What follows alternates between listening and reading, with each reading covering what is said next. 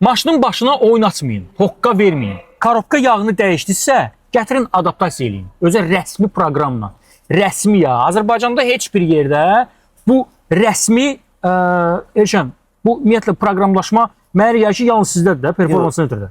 Rəsmi formada hal-hazırdakı bizim bu sistemimiz var ki, MD2 skan tooludur, Tekline Connect proqramması. Ay, sağ ol. Proses gedir və yağı təbii ki, dəyişiblər və indi hal-hazırda da bu adaptasiya mütləqdir. Lazımdır, bəli. Belə deyək də, qardaşım, yəni yağı tökdüm, çıxdım, getdim, əşi vurur da öz üçün, vurur yox.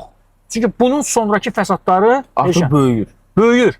Böyüyür, fruksiyonlar, dişlər başlayır yavaş-yavaş xarab olmağa. Yəni, necə deyirlər, 70-85 min, 80 min və yaxud da ki 95 min sürünmə tempinə görə karpan yağının bir ömrü var. Bu sən Chevroletlərdən danışsan da? Chevroletlərdən danışıram. Amerikanlardan. General Motors'un bazasında olanlardan, GM-lərdə. Bu sürünmə tempinə görə öz müddəti var da, yoxlanışları olunur, karpa yağı dəyişilməlidir diyor. Bu olunmalıdır. Dəyişiləndən sonra nə olmalıdır?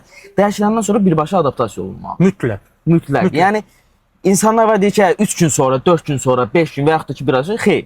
Karpkan yağı töküldü, təzə yağından maşın gəlməlidir ki, mən adaptasiya olunmalıdır ki, sistem qoyub qəbul eləsin. Çünki yağ dəyişiləndə artıq sistem qarışır. Düzgün ötürmələr baş vermir. Ya pillələr yuxarı qalxanda vurmalar olur və yaxud da ki, aşağı ilə də vurmalar olur. O vurmalar da xırdadan başlayır. Amma müddət keçdikcə adaptasiya olunmadısa artır. Artımlarda da korobkanın mexaniki sisteminə zərər gəlir. Bu bilirsən necədir? Bir işi görürsən, amma yarımçıq görürsən də. Başa düşürsən? Tam olaraq bitirmirsən. Elə bilin ki, belə pis çıxmasın, insan çimir, çıxır, amma paltar giymir. Başa düşdün? Yəni, sən lüt çıxa bilməsən axı bayra. Ona görə də bu məsələ artıq lüt bir şeyə oxşuyur. Başa düşürsən? Yarımçıq iş sayılır da, tam bir iş sayılmır. Əlbəttə ki, yağı dəyişmirsən. Bu adaptasiya deyilən bir şey varsa, bunu elə də. Eləməlisən. O ustanın öz işinə də ziyanlıdır deyil. Performance Center bu işlərlə məşğul olur.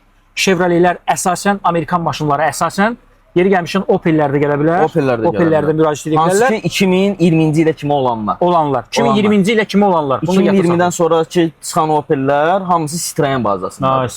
Artıq o General Motors'dan çıxıb. Tamam. 1633 nömrəsi. 1633 nömrəsi Performance Center'ın nömrəsidir. Qısa nömrəsi, qaynar xət. Zəng eləyin, məlumat alın, qiymətlə bağlı, modellə bağlı məlumat versinlər sizə, yaxınlaşın.